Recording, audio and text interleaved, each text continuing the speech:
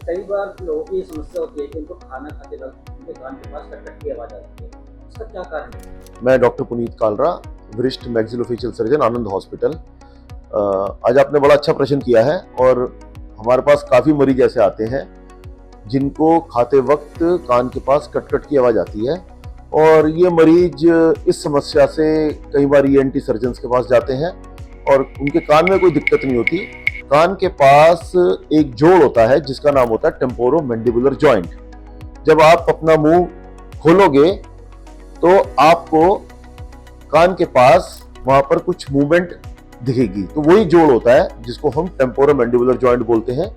और मुख्यतः इस जोड़ में आवाज आने के बहुत से कारण हैं।